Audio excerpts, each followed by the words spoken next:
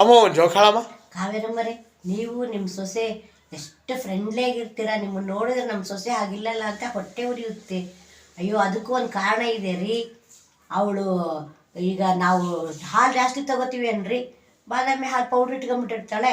ಬಾದಾಮಿ ಹಾಲು ಮಾಡೋದು, ಅತ್ತೆ ಕುಡೀರಿ ಅನ್ನೋದು, ತಾವು ಕುಡಿಯೋದು, ನನಗೂ ಕೊಡೋದು, ತಾನು ಕುಡಿಯೋದು, ನನಗೂ ಕೊಡೋದು ಮಾಡ್ತಾಳೆ. ಆಕೆ ಗಂಡ ಅವಳಿಗೆ 4 ಸಾರಿ ದುಡ್ಡು ಕೇಳಿದ್ರೆ 2 ಸಾರಿ ಕೊಡ್ತಾನೆ. ನಾನು ಯಾವಾಗ ಕೇಳಿದ್ರೆ ಅವಾಗ ಕೊಡ್ತಾನೆ, ನಾನು ಬಳಸಲ್ಲ ಅಂತ. ನನ್ನ ಹತ್ರ ದುಡ್ಡಿದ್ರೆ ಬೆಣ್ಣೆ ಮುದ್ದೆ ಹಾಗೆ ಮಾತಾಡಿ ದುಡ್ಡು ಇಸ್ಕೊಂತಾಳೆ. ಇವಾಗ ಎಲ್ಲನ ಫಂಕ್ಷನ್ಗೆ ಯಾರಾದರೂ ಮದುವೆಗೆ ಉಪನಯನಕ್ಕೆ ಕರೆದ್ರೆ ಸಂಪ್ರದಾಯ ವಸ್ತುಗಳು ಅವಳು ತೊಗೊಳ್ಳೋದು. ಸಂಪ್ರದಾಯವಾಗಿ ಬೇಕಾಗಿರೋ ಬಟ್ಟೆಗಳು ಅವಳು ಹಬ್ಬಕ್ಕೆ ತೊಗೊಳ್ಳಲ್ಲ. ಜೀನ್ಸ್ ಪ್ಯಾಂಟ್ಗಳು, ಚೂಡಿದಾರ ತೊಗೋತಾಳೆ. ಏನನ್ನ ಯಾರಾದರೂ ಉಪನಯನಕ್ಕೆ ಮದುವೆಗೆ ಕರೆದ್ರೆ ನನ್ನ ಸಂಪ್ರದಾಯ ಉಡುಗೆಗಳು, ಸೀರೆ, ಬ್ಲೌಸು, ಅದಕ್ಕೆ ಕೊಟ್ಟಿರೋ ಆಭರಣಗಳೆಲ್ಲ ಹಾಕ್ಕೊಂಡು ಚೆನ್ನಾಗಿ ಶೃಂಗಾರಾಗಿ ಹೋಗ್ತಾಳೆ.